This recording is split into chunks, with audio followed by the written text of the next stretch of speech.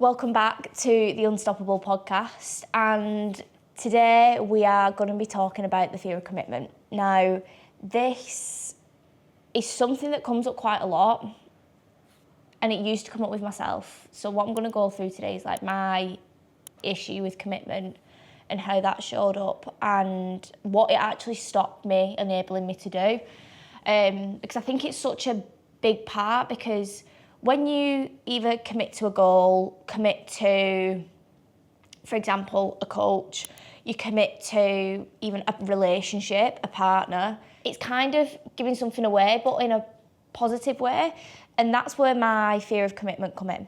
Now, my fear of commitment was basically because I could not commit to anything, in terms of I couldn't commit to friendships, I couldn't commit to relationships. And the reason why that was there was because it was just the fear of getting hurt. Like, I just didn't want to get hurt. And that was then due to, after speaking to therapists and speaking to mindset coaches, that the reason why I had that is due to the trauma that I had as a child. Because whenever I committed to someone in terms of a relationship, it was a family member more so than anything, I would always end up getting hurt because I would give my all into something, because that's the person I am. I'm one of them people who gives everything to everybody and gives 100% into whatever I do, because why would you not do that? You're not being your true self if you don't do that. Now, with this fear of commitment, it then comes into later life and shows up on that side of things. Now, with that, that's why I ended up doing fashion, because I was scared to commit to something of the unknown, which was something that I really was passionate about, which was sports. And then that led me down to a path of unfulfillment and unhappiness, anxiety, depression, and that was really, really tough, because I knew something could have been done about that sooner if I'd have dealt with this fear of commitment. And it always comes back to something that's happened or where you've been hurt, because no one wants to be hurt. I didn't want to be hurt, definitely not. And when we've had that, you need to be able to deal with it, so then you can move forward with it in a more productive way. Now, with this as well, it then I'm going to speak about relationships a little bit, because I was always scared of committing to a relationship, because with that side of things, I had always been hurt, used in terms of the fact that it was more emotionally using rather than anything else, because of that nature of giving love and always committing and showing up as my best self on that side of things. It is hard, because you don't want to get that fear of commitment and hurt again. With that, and how I dealt with that was by truly working on myself and really loving myself to the deepest I could ever do. And a few steps that I took to get to that point of true self-love and fully committing to myself was literally just by going all in on my goals, going all in on what I truly wanted to, because then that showed up in other ways and aspects of my life as well. With the commitment, it is scary. You don't know what's going to be at the other end of that commitment. You don't know what's going to happen along that journey, and it is genuinely a journey. There's going to be ups, there's going to be downs, there's going to be like, oh shit moments when you first initially commit to something. And I'm going to speak about it in a coaching kind of way, because if you commit to, for example, a coaching program, you've got that initial investment. When you then have that initial investment, it's a bit like, oh my God, what have I just done? And your heart just sinks. And I've done it before myself.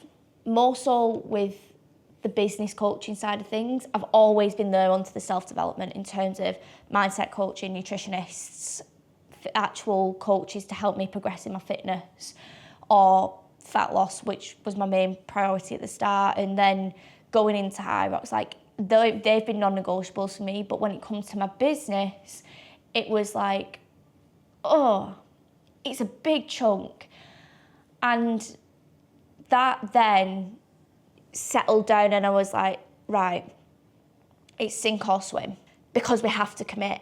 And when you commit to something, you have to lose something, but it doesn't mean you have to be losing in a negative way. It's losing that last part of you to be able to move forward in a more productive and a more positive way, because it's going to cause growth.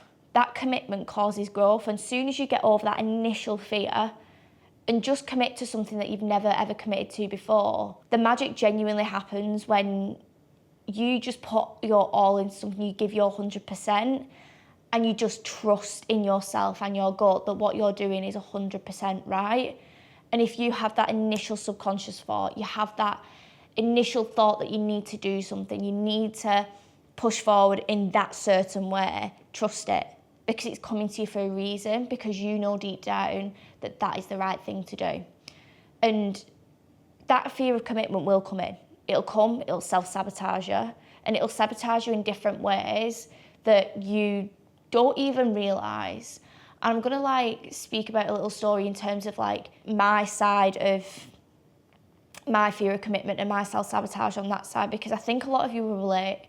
And it's like, it'll all be good.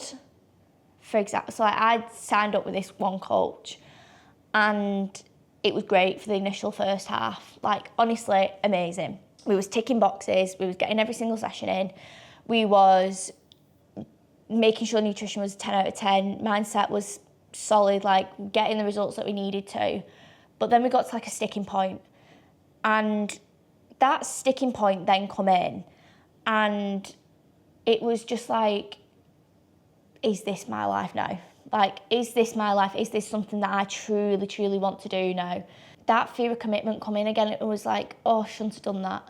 Shouldn't have committed to it. I should have just withdrew. I withdrew myself from the situation because I just couldn't do it, because I'd committed something and it wasn't in the way that I wanted it to. And that kind of scarred me a little bit, because how things were portrayed, it wasn't all that it seemed in the programme, and I completely just backfired on that. When you have something like that, it's then your duty to communicate. You have to communicate through it, because if the coach doesn't know, or whoever it is, it's never going to work, and you're constantly going to have this fear of commitment, and you're going to run away. Now, how I dealt with that moving forward, I just started to do my due diligence, made sure it was the right thing, because I'm not being funny, we all have impulsive decisions. We all just oh, we'll do this, we'll do that, and it's never, ever, ever sometimes worked up to how it's meant to be. But with that being said, when you make sure they are the right person for you, or whether that is a relationship, whether that's a coach, whether that's a mentor, whether that's whoever it is in your life, if you actually truly know them, you speak to them, you get to know them, you communicate clearly, you set healthy boundaries, you can then commit fully, because they understand you and you understand them. And then there's that trust that is built, and that is where that fear of commitment then completely subsides. Now, I'm going to leave that there for today on today's podcast. If you enjoyed this podcast, make sure that you subscribe, and also as well, if you've got any suggestions, please drop them in the comments below.